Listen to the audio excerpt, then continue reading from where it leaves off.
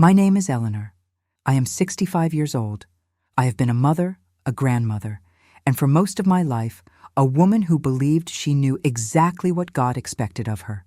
I sit here today not to tell you a ghost story or to frighten you about the end of life. I am here because I have to be. I am here because silence is no longer an option for me. I died. It wasn't a dream. It wasn't a hallucination caused by a lack of oxygen. I left this world. I saw what lies beyond the veil of our physical reality, and I was sent back with a message that changed the very foundation of how I understand faith. It happened 3 years ago, on a Tuesday afternoon. It was unseasonably warm for October. I remember the way the sunlight was hitting the dust motes dancing in my kitchen. I was standing by the sink, rinsing a glass. It was such a mundane, ordinary moment. I wasn't climbing a mountain or undergoing a risky surgery. I was just in my home, surrounded by the things I had collected over 40 years of marriage. At that time in my life, I was deeply involved in my church. I was the head of the prayer circle. I organized the potlucks, and most importantly to me at the time, I was a strict practitioner of fasting. I believed that denying the physical body was the only way to polish the soul. I thought hunger was a currency I could use to buy God's attention. I was on the 3rd day of a water-only fast. I felt what I thought was spiritual lightness, but looking back, I realized my body was just weak. I remember feeling a strange flutter in my chest. It wasn't painful at first. It felt like a bird was trapped inside my ribcage, beating its wings against the bone. I set the glass down on the counter. My fingers felt numb. I tried to take a deep breath, but the air wouldn't go down. It felt like the atmosphere in the room had suddenly become solid. I reached for the edge of the counter to steady myself, but my hand wouldn't cooperate. It just slid off the granite. The pain hit me a second later. It wasn't the sharp, shooting pain people talk about in movies. It was a crushing weight. It felt as if gravity had increased 1,000 times over, specifically on the center of my chest.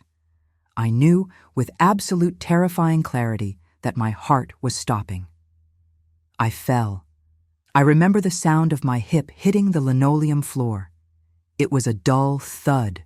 I stared at the underside of my kitchen cabinets. I saw a crumb of toast I had missed while sweeping. It's funny what the mind focuses on when the end comes. I thought about how embarrassed I would be if they found me on a dirty floor. Then the fear came. A cold, rushing fear. I tried to call out for my husband, Robert, who was in the garage, but my mouth just opened and closed without sound. My vision started to tunnel. The edges of the room turned gray, then black. The sound of the refrigerator humming seemed to stretch out into a long, distorted drone. I thought about my near-death experience before it even fully happened. I thought, this is it. This is the moment. And then, silence. The crushing weight on my chest vanished. The panic vanished. The struggle for breath simply stopped. I was no longer on the floor. I was standing near the ceiling, near the crown molding I had insisted we install 10 years ago. I looked down. I saw a woman lying on the linoleum. She looked old. Her skin was a pale, waxy gray. Her mouth was slightly open, her eyes staring at nothing. It took me a moment to realize that was me. That was the vessel I had spent 65 years feeding, washing, dressing, and worrying about. It looked so small, so abandoned. I heard the back door slam. Robert walked in. I saw him stop. I saw the confusion on his face turn to horror. He dropped the wrench he was holding. It clattered loudly, but the sound didn't hurt my ears. It felt distant, like it was happening underwater. "Eleanor!" he screamed. I wanted to tell him I was fine. In fact, I felt better than fine. I felt a sense of liberation I cannot describe. All the aches in my joints, the chronic stiffness in my lower back, the hunger pangs from the fast, they were all gone. I was pure consciousness. I was light. I watched him fall to his knees beside my body. He was shaking me, fumbling for his phone to call 911. I felt a pang of sadness for him, but it was a detached sadness. It was like watching a character in a movie grieve. I knew his pain was real, but I also knew that the tragedy wasn't real. Death wasn't what we thought it was. The room began to dissolve. The kitchen walls, the cabinets, the frantic energy of my husband. It all started to fade. It was like the world was a painting left out in the rain, the colors running and blurring until everything was white. I felt a pull. It wasn't a wind, but a magnetic attraction behind me. I turned away from the scene of my death. I didn't want to look at the body anymore. It felt like an old coat I had discarded. I began to move. I wasn't walking, but I was traveling. I was moving away from the earth, away from the hospital sirens I could hear in the distance. I was moving into a space that was not space and a time that was not time. The darkness came first. But please understand, this was not a scary darkness. It wasn't the darkness of a basement or a grave. It was a velvet darkness. It was the kind of darkness that feels like a warm blanket. It was a womb. I felt safe. For the first time in my life, I felt completely safe. There was no judgment here. There was no list of chores. There was no pressure to be a good wife, a good mother, or a good Christian. There was just existence. I floated in this void for what felt like an eternity, but also just a second. Time does not work there. You don't count minutes. You experience states of being. Then, I saw it. In the distance, a light appeared. It wasn't a sun or a lamp. It was a living brilliance. It was brighter than anything I had ever seen on Earth, yet it didn't hurt to look at it. On Earth, if you stare at the sun, you go blind. Here, the more you looked at the light, the more you could see. The light was golden, white, and tinged with a blue that doesn't exist in our spectrum. It radiated intelligence. I knew instantly that this light was not just energy. It was a person. It was a presence. It was calling me. I moved toward it. The closer I got, the more I felt layers of myself peeling away. My memories of high school, my worries about my retirement fund, my opinions on politics, they all fell away like dead skin. They didn't matter. They were heavy, and I couldn't bring them into the light. I arrived at the edge of this brilliance. And I stopped, because I felt unworthy. I remembered my life. I remembered the arguments. I remembered the times I was selfish. I remembered the pride I felt about my religious discipline. I thought, I cannot go in there. I am not clean enough. But the light didn't wait for my permission. It reached out, it enveloped me, and I knew him. It wasn't the Jesus I had seen in paintings with the neatly trimmed beard and the sad eyes. This was power. This was the architect of the stars. This was love so intense it felt like fire. But it was him. I knew it in my soul, the way a child knows their mother in the dark. He didn't speak with words. We didn't use English. Communication happened instantly, mind to mind, heart to heart. He said, "Eleanor, you are home." I wanted to weep, but I had no eyes for tears. I just vibrated with the joy of it. I felt completely known. He saw everything I had ever done, every secret thought, every hidden shame, and he loved me anyway. There was no condemnation. But there was truth, and the truth is sharper than any sword. He showed me my life. It flashed before me, not in a linear timeline, but all at once. I saw the moments that actually mattered. They weren't the moments I expected. I saw myself at 7 years old, giving half my sandwich to a stray dog. The light shimmered with approval. I saw myself sitting with a dying neighbor, holding her hand when her family was too afraid to enter the room. The light grew warm. But then, the review shifted. It focused on the last few years of my life. It focused on my spirituality. I saw myself fasting. I saw myself refusing food, feeling a sense of superiority over those who were eating. I saw myself judging the younger women in the church for their lack of discipline. I saw myself praying loudly, making sure others heard how pious I was. In the presence of this absolute truth, those moments didn't look like holiness.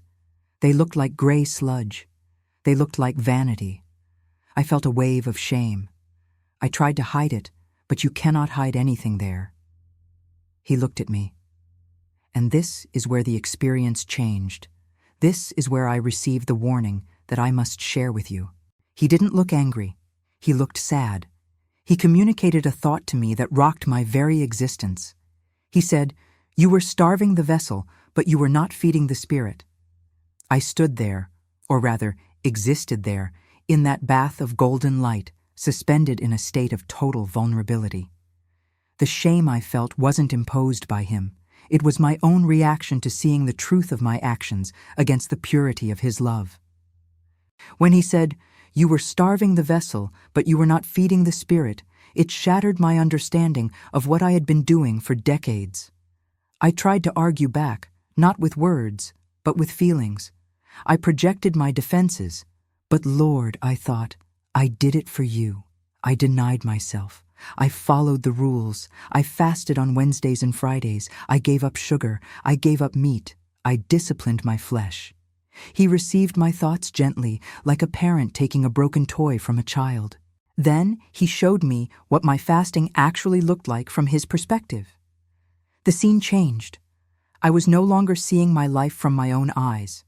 I was seeing it from above, through the lens of spiritual reality. I saw myself sitting at my kitchen table during a fast. On the outside, I looked calm, prayerful. I was reading my Bible. But around me, in the spiritual realm, there was a thick, dark fog. I could hear my internal monologue. It wasn't prayer, it was noise. I am doing this better than Susan. I hope the pastor notices how much weight I've lost. If I do this for 3 days, God will have to answer my prayer for my grandson. I am holy because I am hungry. The fog was made of pride, bargaining, and judgment. Jesus showed me that my sacrifice was actually a transaction. I wasn't fasting to get closer to God. I was fasting to manipulate him. I was using my hunger as a chip to buy favors. I was treating the creator of the universe like a vending machine. If I put in enough suffering, he would dispense a blessing. He showed me the energy radiating from me during those fasts. It was prickly and cold. When my husband would ask me a simple question, I would snap at him because I was irritable from low blood sugar. The vision showed that snap. It looked like a small red lash striking my husband's spirit. "Look," the Lord indicated. I saw the lash hit Robert. I saw his spirit dim slightly. "You denied your body bread," the Lord communicated, "but you fed your heart bitterness. Is this the fast I have chosen?" The question hung in the light. I recognized the scripture from Isaiah, but hearing it from the source was terrifying. He brought me closer. The sensation of his presence became even more intense. It was like standing next to a nuclear reactor of compassion. He wanted me to understand, not to punish me, but to correct me. "The body is a temple," he explained, the concept flowing into me. "But you have treated it like an enemy, and you have treated the discipline like a trophy." He showed me the millions of people on earth right now. I saw a vast web of lights. He showed me people who were fasting. I saw a young man fasting for clarity, his heart open, humble, seeking only direction. His light was bright, ascending like a clear column of smoke. I saw a woman fasting for healing, but doing it with anger, demanding a cure. Her light was choked, swirling around her like a cage. I saw thousands of people treating fasting as a diet wrapped in religious language. They were obsessed with the physical results, the detox, the weight loss, the mental sharpness, while their spirits remained completely unfed. "They are doing it wrong," he told me. And the weight of those words was immense. He showed me that the physical act of not eating is meaningless if the heart is not feasting on love. He showed me that a fast is supposed to be a time where you replace food with Him, literally. You are supposed to take the time you would spend eating and spend it loving, serving, or resting in His presence. Instead, I saw myself and so many others just enduring the hunger. We were just skipping meals. We were white-knuckling our way through the day, waiting for the clock to strike so we could eat again. That is not fasting. That is just starvation. You cannot manipulate the divine, he shared. I am not impressed by your suffering. I am moved by your love. That was the key. I am not impressed by your suffering. For my entire religious life, I thought God liked it when I suffered. I thought if I was miserable, I was holy. I thought the harder the fast, the more points I scored. He dismantled that lie in a single heartbeat. He showed me that he desires our joy, our connection, our wholeness. Fasting is a tool to clear the noise, not a punishment to inflict on the self. I felt a sudden, desperate desire to stay there. I didn't want to go back to a world where I had been so wrong. I didn't want to go back to the heavy, confusing, hungry body. Let me stay, I pleaded. I understand now. I can just worship you here. I don't need food. I don't need the body. I just want this light. The love that came from him intensified, wrapping around me like a warm embrace. But there was a firmness to it, a resolve. You have seen the error, he said, but you have not corrected it. You have work to do. I felt a panic rising. No, please, I'm 65. I'm tired. I've done my time. He showed me my future, not the specific details, but the potential. He showed me sitting at a table with women. He showed me breaking bread. He showed me speaking truth instead of judgment. You must go back, he said.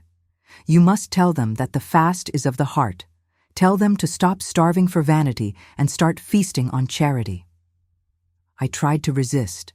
It is hard to explain to someone who hasn't been there, but the pull of the afterlife is strong. It feels like gravity. The earth feels like a cold, hard stone you have to crawl back under. But you cannot say no to him. Not because he forces you, but because when you see the truth, you realize that his will is actually what you want, even if you don't know it yet. He began to withdraw, or rather, I began to fall. The golden light started to recede. The warmth began to fade. The velvet darkness returned, but this time it wasn't a comforting womb. It was a tunnel. And I was moving fast. I felt the heavy, dense vibration of the physical world rushing up to meet me. It felt like falling from an airplane without a parachute. I could hear the noise before I felt the pain.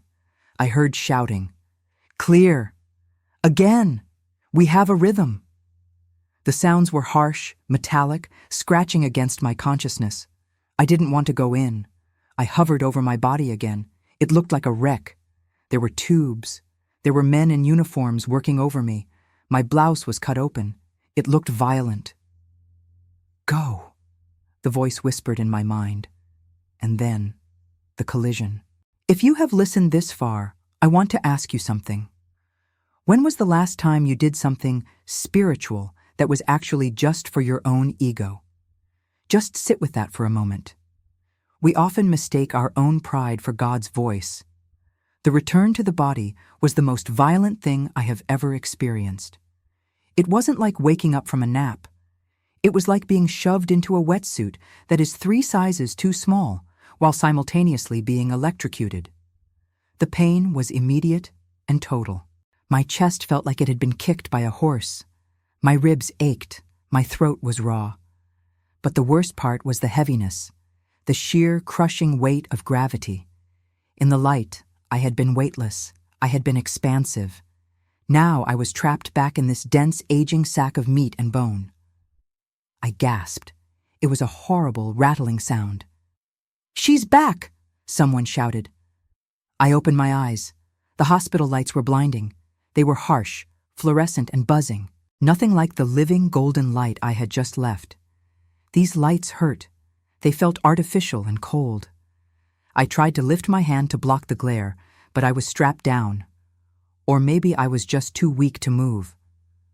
I saw Robert's face hovering over me. He looked 10 years older than when I had left the kitchen. His eyes were red, swollen. "Eleanor?" he sobbed. "Ellie?" I wanted to speak. I wanted to tell him about Jesus. I wanted to tell him about the mistake we were all making. But all that came out was a moan. I spent the next week in the ICU, The doctors told me I had suffered a massive cardiac event, likely triggered by an electrolyte imbalance. They asked me about my diet. "Have you been eating properly?" the cardiologist asked, looking over his glasses at me.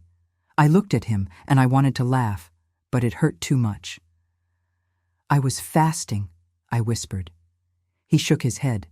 "At your age, Mrs. Vance, without supervision, you depleted your potassium. You essentially stopped your own heart." He saw it as a medical error. I knew it was a spiritual intervention. During those long nights in the hospital, the machines beeping around me, I had time to process what I had been told. The warning kept replaying in my mind. Fasting is being done wrong. I realized that Jesus wasn't just talking about food. He was talking about the entire modern approach to spirituality. We are a culture obsessed with optimizing ourselves. We treat our spiritual lives like a gym routine. If we do the reps, we get the muscles. If we fast, we get the power. But God is not a biological mechanism. He is a person. I thought about all the times I had fasted for breakthrough. I wanted God to fix my son's marriage. I wanted God to heal my arthritis. So I stopped eating. I was basically holding my breath until God gave me what I wanted. It was childish, and it was arrogant. The revelation settled in my soul. True fasting is not about emptiness. It is about making space for fullness. If I stop eating food, but I fill that time with television, or scrolling on my phone, or worrying, or judging others, I am not fasting. I am just dieting. The cup must be emptied of the world so it can be filled with the Spirit. But I had been sealing the cup with a lid of pride. When I finally went home, everything looked different. My house felt smaller. My collections of china and figurines looked like clutter. But the biggest change was in how I saw my religious practices. My friends from the prayer circle came to visit. They brought casseroles. They sat in my living room, and inevitably, the conversation turned to church business. "Oh, Eleanor," one of them said, "we are starting the Daniel fast next month. We are going to pray for the new building fund. We are going to be so disciplined." I looked at her. I loved her, but I saw the fog I had seen in my vision. I saw the transaction. We starve. God gives us a building. I took a breath. My heart, now beating with a pacemaker, fluttered slightly. "Why?" I asked. The room went silent. "Why what?" "Why are you fasting?" I asked gently. "Is it to get a building, or is it to hear God?" "Well, both," she stammered. "If you don't get the building," I said, leaning forward, "will you feel the fast was a waste?" She blinked. "Well, I suppose we would be disappointed." "Then you are not fasting to be with God," I said. "You are fasting to pay for a building." It was the first time I had ever spoken truth like that. It wasn't harsh, but it was firm. It was the lesson I had brought back. I told them about my experience. I told them about the light. I told them what He said to me. "You were starving the vessel, but not feeding the Spirit." Some of them looked at me like I had brain damage from the lack of oxygen. But a few of them, the ones who were tired, the ones who were burnt out on religious performance, they started to weep. They knew. Deep down, they knew. We had been running on a treadmill, thinking we were climbing a mountain. I realized my mission wasn't to stop people from fasting. Fasting is powerful. Jesus fasted. But He fasted to commune with the Father, not to twist the Father's arm. I had to teach them how to do it right. The warning was clear. If we continue to use spiritual disciplines as tools for our own ego, we will create a generation of whitewashed tombs, beautiful on the outside, disciplined, thin, healthy, but dead inside. I spent the next year recovering physically, but spiritually, I was growing faster than I had in the previous 60 years. I stopped the rigid schedules. I stopped the bargaining. I started to eat with gratitude. And when I did fast, which I still do occasionally, it was different. I didn't tell anyone. I washed my face, I put on perfume, and I didn't ask for a single thing. I just sat in the silence and said, "I am here. I am hungry for you, not for answers, not for miracles, just you. And let me tell you, the difference is night and day. It has been 3 years since I died on my kitchen floor. My life today looks very ordinary from the outside. I still do the laundry. I still argue with Robert about what to watch on TV. I still have aches and pains. But inside, I am a different woman. The fear of death is gone, completely gone. I know with absolute certainty that when this heart finally stops for good, I am not going into the dark. I am going back to the light. I am going home. And that knowledge changes how you live. You don't grip things so tightly. You don't hold grudges. Who has time for grudges when you know that eternity is waiting? But the most profound change has been in my relationship with the rules of religion. I see so many people today, especially online, talking about dopamine fasting or intermittent fasting or spiritual detox. They treat the soul like it's a computer that just needs a reboot. And I hear the Lord's voice in my ear, they are doing it wrong. He warned me because He loves us. He doesn't want us to be hungry and empty. He wants us to be filled. I learned that true religion is not about how much you can deny yourself. It is about how much you can love. If your fasting makes you less loving, it is of the devil. If your prayer schedule makes you feel superior to your neighbor, it is poison. I remember one afternoon, about 6 months after my return, I was in the grocery store. I saw a young woman looking at the nutrition label on a box of crackers. She looked exhausted. She put the box back, looking defeated. I could feel her hunger, not just for food, but for worth. She was trying to starve herself into being worthy. I walked up to her. I didn't preach. I didn't tell her I died. I just put a hand on her arm. "Honey," I said, "you are enough. Right now, you are enough." She looked at me, startled, and then her eyes filled with tears. That was a moment of true ministry. That was a feast. That was more holy than any 40-day water fast I had ever done in my pride. The revelation I brought back is simple, but it is hard to live out. God does not want your performance. He wants your heart. If you are fasting to get something, stop. Eat a sandwich. Thank God for the bread. But if you are fasting because you are so full of the world that you cannot hear His whisper, then by all means, set the plate aside. But do not just sit in the hunger. Fill that space with love. Fill it with silence. Fill it with Him. I am sharing this because I know there are people listening to me right now who are tired. You are trying so hard to be good. You are trying to follow all the protocols. You are hungry and you are tired, and you wonder why you don't feel God. It's because you are looking for Him in the law, and He is waiting for you in the grace. He told me, "I am not impressed by your suffering." Let that liberate you. You don't have to bleed to be blessed. You don't have to starve to be seen. The light I saw was not a spotlight for a performer. It was a hearth fire for a family. He is waiting for you to come home, not as a servant who has finished their chores, but as a child who is ready to be held. I'm Eleanor. I died and I came back to tell you that you can put down the heavy burden of trying to earn your way into heaven. The door is open, the table is set, and the food He offers is the only thing that will ever truly satisfy you. Thank you for listening to my story. I hope when you sit down to your next meal, you taste the miracle of it. And I hope when you choose to abstain, you do it not to empty yourself, but to be filled with the only love that matters. God bless you.